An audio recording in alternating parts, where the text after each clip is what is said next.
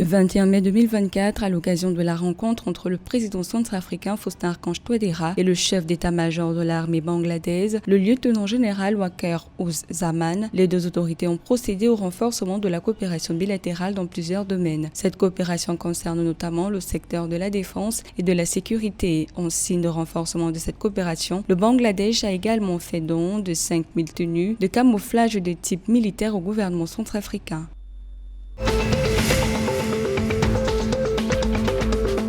En République démocratique du Congo, près de 7 décès ont été reportés à la suite des altercations entre civils et militaires à Katana, territoire de Kabaré, dans la province du Sud Kivu, le 23 mai 2024. Selon des sources locales, ces incidents se seraient produits à la suite des malentendus entre la population de la localité. Le commandement de la 33e région militaire s'est rendu sur le lieu pour prendre acte de la situation en vue de faire un rapport aux autorités compétentes sur la résolution de ces différends.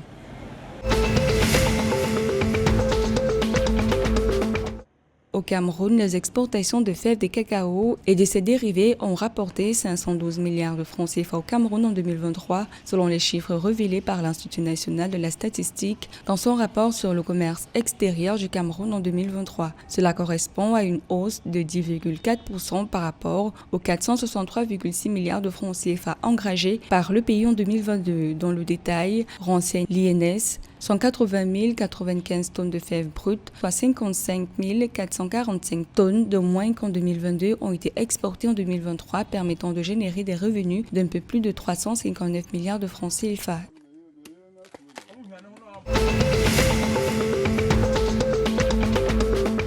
Le 22 mai 2024, le Gabon a signé son premier programme Pays du travail décent pour la période 2024-2027. Ce programme instauré par les Nations Unies et le Bureau international du travail vise à promouvoir la création d'emplois, la protection sociale, les droits des travailleurs et le dialogue social dans les pays signataires. Selon les autorités gabonaises, cette signature marque l'engagement du pays à améliorer les conditions de travail, à renforcer les droits des travailleurs et à encourager le dialogue social.